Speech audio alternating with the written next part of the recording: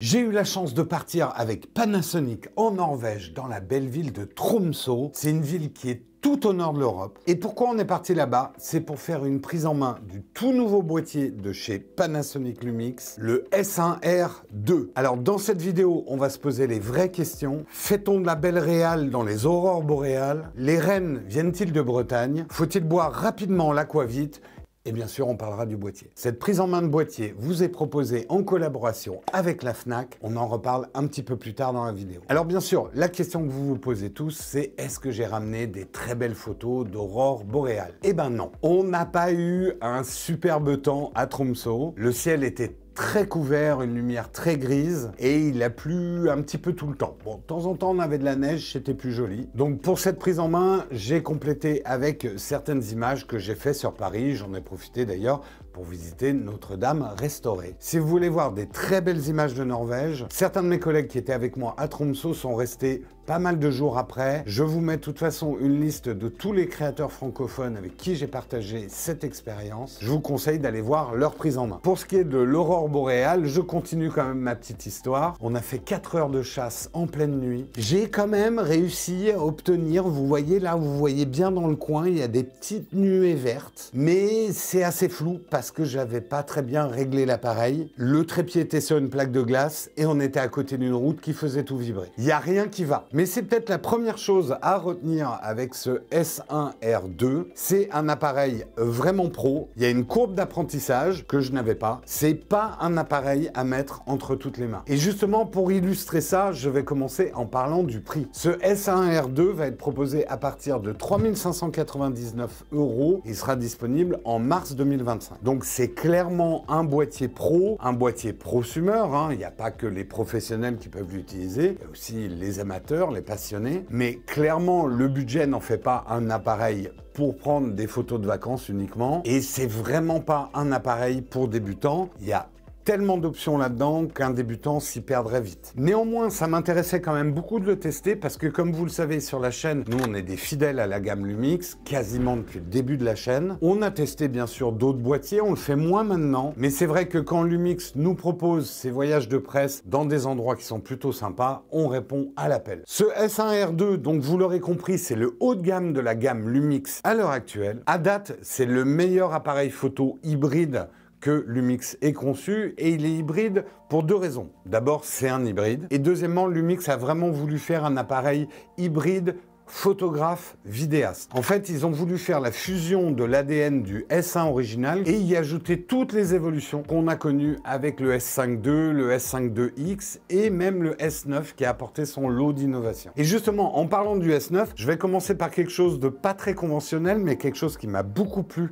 avec ce boîtier, c'est la manière qu'il a d'utiliser votre smartphone comme un compagnon. Comme vous le savez, nous on est plus une chaîne de tech qu'une chaîne photo-vidéo, et je sais que beaucoup d'entre vous vous intéressez pas forcément au boîtier dédié, et vous vous demandez même pourquoi ce type d'engin existe, alors qu'aujourd'hui on a des smartphones qui font des photos et des vidéos absolument excellentes et que le marketing des fabricants vous font croire que ça, c'est pareil que ça. C'est pas vrai, j'avais fait toute une vidéo pour expliquer ça, mais ce que j'aime beaucoup chez Lumix, c'est qu'ils réfléchissent à comment on peut utiliser notre smartphone avec ce type de boîtier. L'année dernière, on a vu l'arrivée du Lumix Lab. Allez voir la vidéo sur le S9 pour savoir à quoi ça sert, avec quand même cette grosse innovation de pouvoir gérer ses luttes directement sur le smartphone et de les transférer au boîtier. Eh bien, cette année, il propose une nouvelle application qui s'appelle Lumix Flow et qui va vraiment transformer votre smartphone en outil de productivité d'image. Il vous suffit de le monter sur votre boîtier, de le brancher en USB-C et là, il va faire deux choses hyper intéressantes. Votre smartphone devient un véritable écran de contrôle touch, c'est-à-dire vous pourrez régler votre mise au point. Ça marche avec un smartphone, mais ça marchera aussi avec des tablettes. L'avantage de la connexion filaire, c'est qu'il y aura zéro lag dans l'écran, mais vous aurez également une autre fonction à côté qui est carrément la gestion de votre flux de production. Déjà, il y a un module intégré qui va vous permettre de créer votre storyboard. Donc tous les plans que vous avez à tourner, vous pourrez les anticiper. Et ensuite, au fur et à mesure de votre tournage, si vous lancez l'enregistrement à partir de votre smartphone, il va classer intelligemment tous les fichiers d'images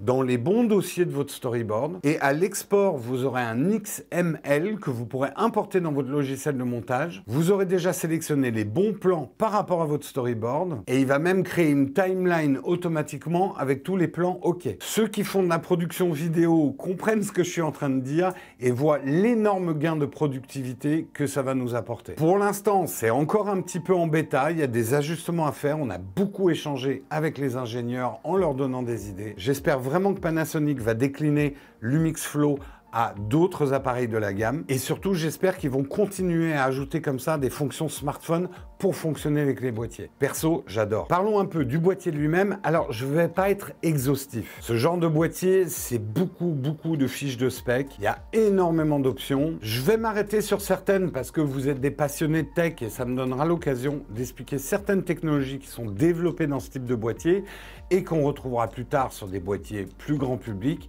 et dans nos smartphones. Au niveau de l'ergonomie, ça ne vous frappe pas, mais pourtant c'est frappant. Ils sont arrivés à faire quelque chose d'extrêmement compact par rapport au premier S1. Il est 20% plus léger et plus compact. En fait, pour tout vous dire, il ressemble vraiment au S5 II. Au niveau du mapping des boutons, si vous connaissez Lumix, vous ne serez absolument pas déboussolé. Il n'y a pas le bouton lutte qu'on avait dans le S9, mais vous pourrez très facilement le programmer sur un autre bouton. Moi, ce que j'ai adoré dans l'ergonomie, c'est que maintenant, on a un commutateur qui peut se mettre en position photo, en position vidéo et en position SNQ, c'est-à-dire les ralentis et les accélérés. Donc, c'est bien séparé, photo, vidéo, ralenti. Et surtout, chacun de ces modes bénéficie d'un commutateur de 5 positions pour préprogrammer des choses. Et le mode C5, on pourra encore lui ajouter 5 fonctions. Et ça, pour le workflow, c'est absolument génial. Lors de la présentation de l'appareil, on a beaucoup aimé deux choses qu'ils ont ajoutées et que les créateurs demandaient depuis longtemps. On a maintenant une protection du capteur quand on enlève l'objectif en fibre de carbone. Et on a également un indicateur d'enregistrement à l'avant et à l'arrière de l'appareil. Ça peut paraître des détails, mais pour des pros, c'est des détails super importants. On a un tout nouveau écran, il est pivotable et orientable. Vous pourrez vraiment le mettre dans tous les sens pour les plans les plus incongrus. Oh,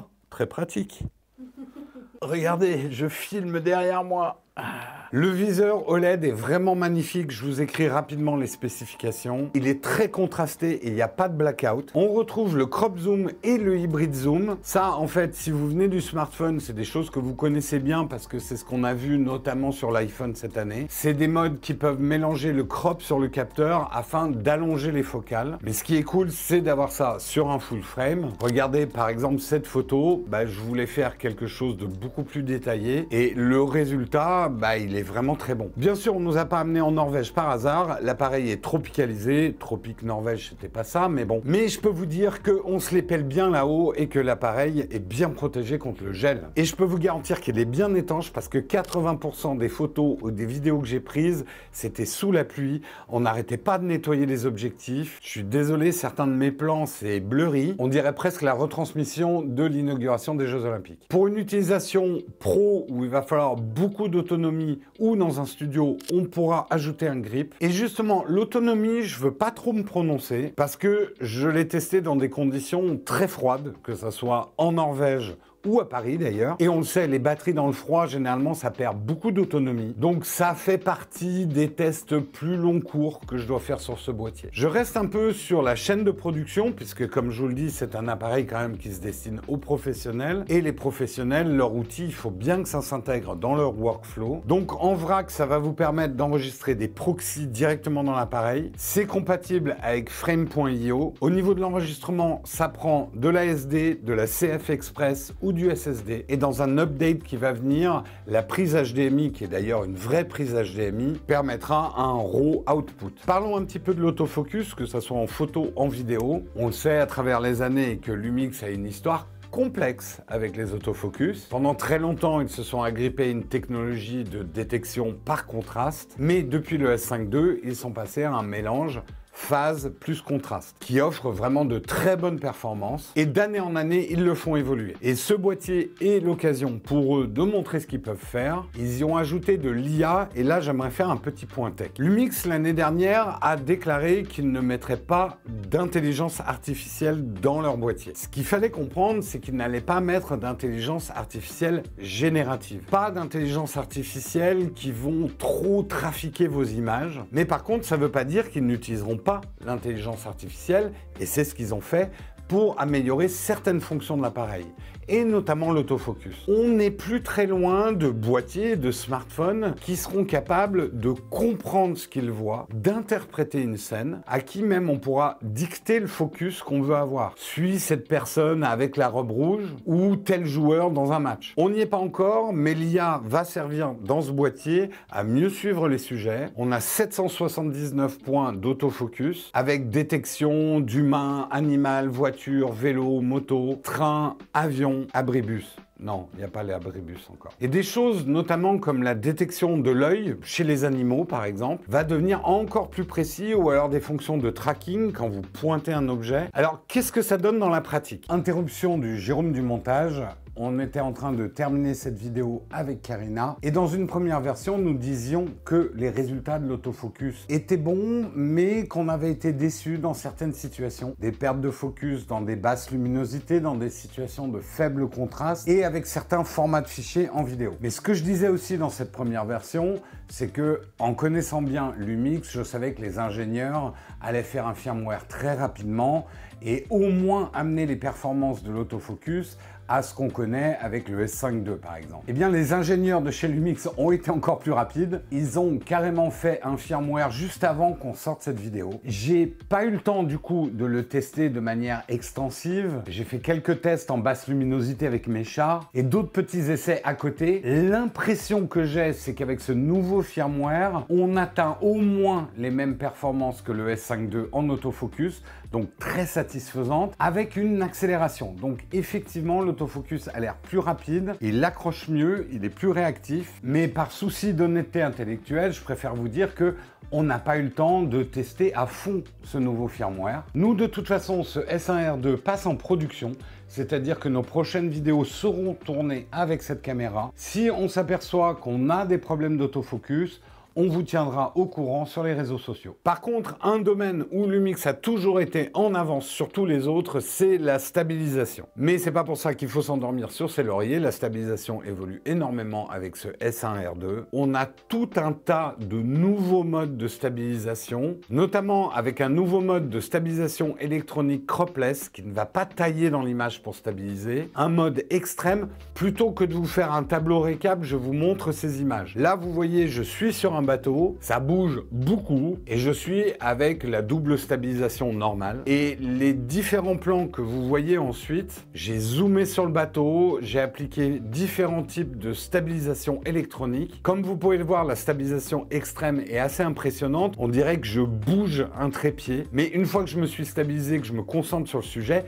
ça bouge plus du tout. Ça va presque vous permettre de faire à main levée des plans avec des mouvements complexes de caméra. On aura l'impression que vous avez utilisé de la machinerie externe. Au niveau photo, cette stabilisation améliorée va beaucoup aider pour certaines situations et c'est justement le moment où on va parler des fonctions photo. Parce que c'est ce qu'il faut comprendre avec ce boîtier, il est conçu pour des photographes vidéastes exigeants en résolution. On a effectivement un tout nouveau capteur 44 mégapixels, sans filtre passe-bas et tout l'appareil a été conçu pour que ces 44 mégapixels fonctionnent aussi bien en photo qu'en vidéo. En fait, c'est le problème, dès qu'on monte en mégapixels sur des grands capteurs comme ça, il y a énormément de compromis qui viennent, notamment en vidéo. Et là, les équipes de Lumix ont vraiment voulu faire un appareil équilibré. On pourra monter dans des très hautes résolutions, 177 mégapixels. Ça, en fait, ça se fait avec un mouvement à l'intérieur du boîtier du capteur qui va faire 8 photos qui sont stitchées entre elles.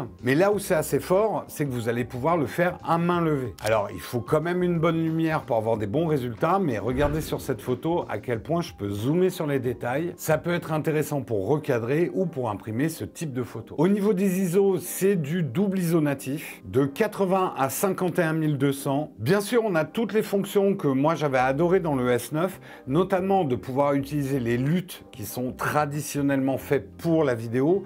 On peut également les appliquer sur ces photos. Ça va être un énorme avantage, je pense notamment en reportage, en photo d'événements, en mariage, pour donner une grande cohérence entre les vidéos produites et les photos produites. Et ça, directement dans le boîtier. Donc, si on veut faire des réseaux sociaux immédiatement, tout reste très cohérent. On n'est pas obligé d'avoir un ordinateur pour faire du post-traitement. Au niveau des rafales, on monte jusqu'à 40 images secondes sans blackout, avec un pré-burst de 1,5 secondes. Je rentre pas dans les détails parce que je suis pas vraiment un photographe animalier, j'utilise pas énormément les rafales, mais j'ai pu quand même obtenir des rafales qui sont pas mal. Quelques ratés au niveau de l'autofocus, mais là encore, il faut que je le mette dans le contexte. J'étais avec un objectif Sigma et je pense que j'ai fait une erreur de réglage. J'avais mis détection de l'œil, or, comme vous pouvez le voir, ils portent des casquettes qui masquent un peu leurs yeux. La détection d'animal, par contre, marche extrêmement bien en termes de photos. Évidemment, j'ai ramené quelques photos de rennes. Une chose aussi qui était intéressante pendant cette prise en main, c'est que normalement,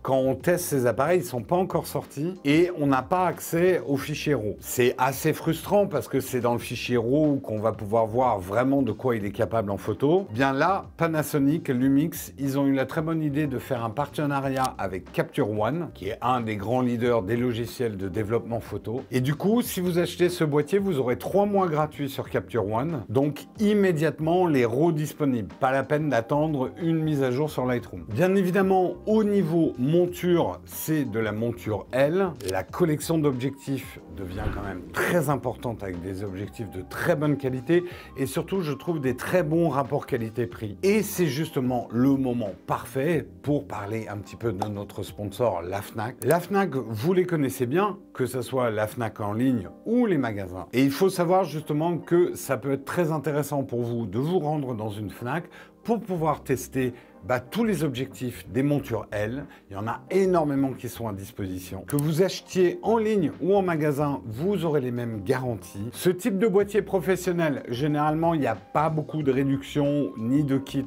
au démarrage, mais je suis à peu près sûr que ça viendra au bout d'un moment. Donc prenez votre temps avant d'acheter, surveillez régulièrement les offres de la Fnac et je vous donne quand même un rendez-vous à la fin de cette vidéo. Je vous parlerai très brièvement de l'ensemble de la gamme Lumix Full Frame pour vous aider à choisir celui qui vous ira le mieux. Comme je vous l'ai dit, cet appareil est vraiment conçu pour être un hybride photo-vidéo avec quand même une emphase faite sur cette haute résolution de 44 mégapixels. Et c'est ça qu'il faut bien comprendre dans la partie vidéo, ces 44 mégapixels vont permettre la résolution de 8K sur un full frame et ça en 30p 10 bits avec 13 stops de V-Log qu'on peut monter jusqu'à 14 stops si on active la plage dynamique boost. C'est du charabia technique pour la plupart d'entre vous. Ce que vous devez juste retenir, c'est que c'est une des meilleures dynamiques qu'on ait aujourd'hui en full frame 8K. Mais ça s'arrête pas là. Il y a l'excellent mode Open Gate. J'explique très rapidement ce que c'est que l'Open Gate. En gros, la vidéo, c'est pas vraiment carré, c'est plutôt des rectangles allongés. Les capteurs qui sont hérités de la photo, les 24-36, ça se rapproche plus d'un carré. Donc du coup, quand on filme,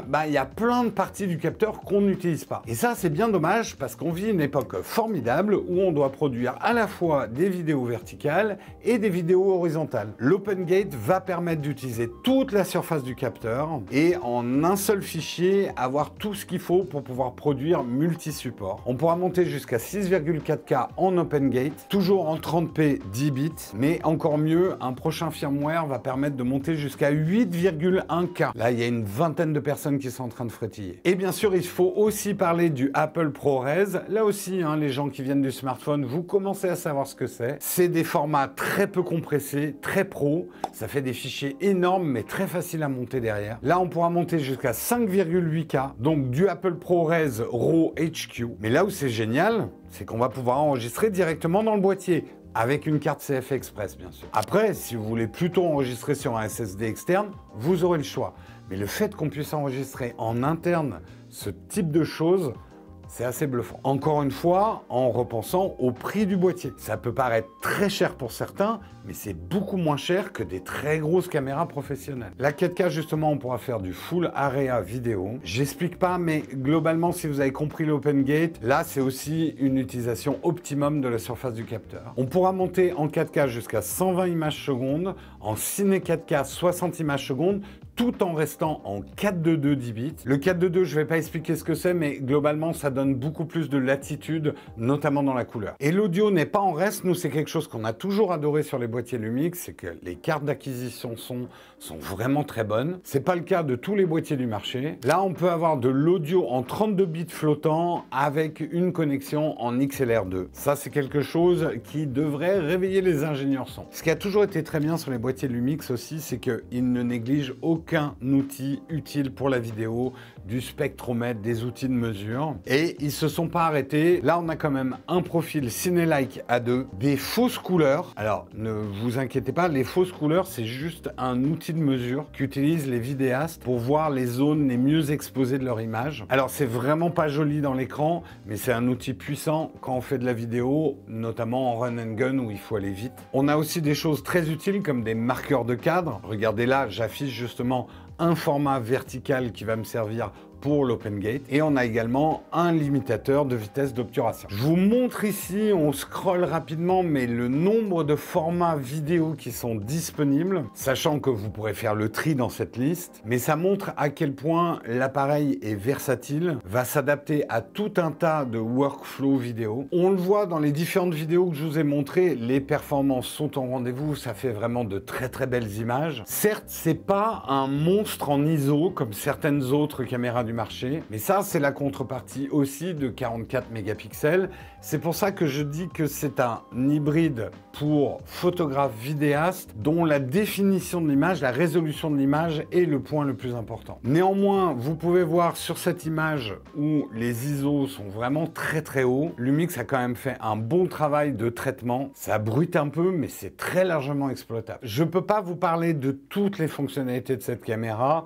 Il faudrait que je fasse des vidéos de 3 heures ou carrément des petits tutos. Moi, j'aimerais plutôt en profiter pour vous faire un mini guide d'achat de la gamme Lumix Full Frame. Parce que vous l'aurez compris, cet appareil est un appareil exigeant tant en termes de prix que en possibilités. Et c'est peut-être pas ça qu'il vous faut. L'année dernière, je vous avais présenté le S9. L'appareil un petit peu trait d'union entre le smartphone et le boîtier dédié. Eh bien, il faut savoir que ce S9 a pas mal évolué. D'abord, au niveau du prix, il est beaucoup moins cher qu'à sa sortie. Je sais que vous devriez trouver chez les distributeurs, et notamment la Fnac, des kits boîtier plus objectif dans les 1500 €. C'est un appareil très léger, très joli aussi, c'est pas un gros boîtier comme ça. C'est vraiment un appareil qui a été pensé pour les créateurs de contenu un peu plus jeunes, qui travaillent surtout sur des formats courts, mais maintenant il n'a plus de limite de temps, ça c'était quand même un gros défaut du S9 à sa sortie, donc vous pourrez tout à fait l'utiliser pour faire du format long, du YouTube. Ensuite, vous avez le S5 II, le S5 IIX. Nous, c'est ce qu'on utilise pour tourner nos vidéos. C'est vraiment l'appareil idéal pour vidéaste photographe.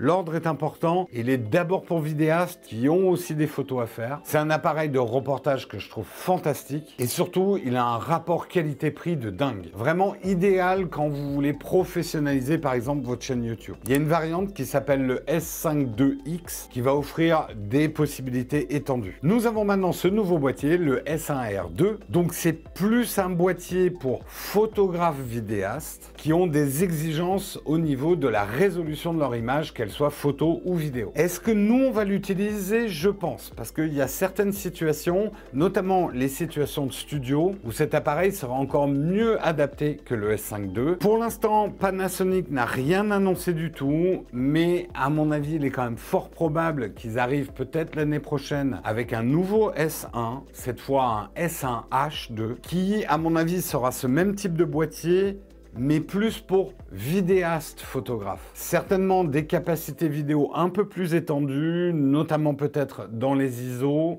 dans certaines capacités, dans certains formats. Donc, si votre job c'est vraiment vidéaste pro, ça peut valoir le coup d'attendre l'année prochaine. Je remercie une dernière fois notre sponsor, la Fnac, de nous permettre de vous proposer cette vidéo de prise en main, de remercier les équipes Panasonic Lumix qui sont formidables. C'est aujourd'hui, et je dois vous le dire, la seule marque d'appareil photo qui nous invite dans des bonnes conditions pour faire des vidéos qui sont intéressantes, avec des images intéressantes et qui nous donnent le temps de travailler. Je vous conseille de regarder encore une fois le contenu de mes collègues qui étaient là pendant ce voyage, mais je vous conseille aussi de regarder des tests de gens qui ne sont pas allés au voyage, qui seront peut-être un petit peu moins gentils que nous. Ça vous permettra d'avoir une vision la plus objective possible avant d'acheter ce type de boîtier. Et mon dernier merci, c'est pour mon équipe et également mes collègues qui m'ont filmé en train d'utiliser le boîtier. Ça nous a permis d'illustrer la vidéo. On vous met une playlist de tous les appareils Lumix qu'on a testés. Et moi, je vous dis à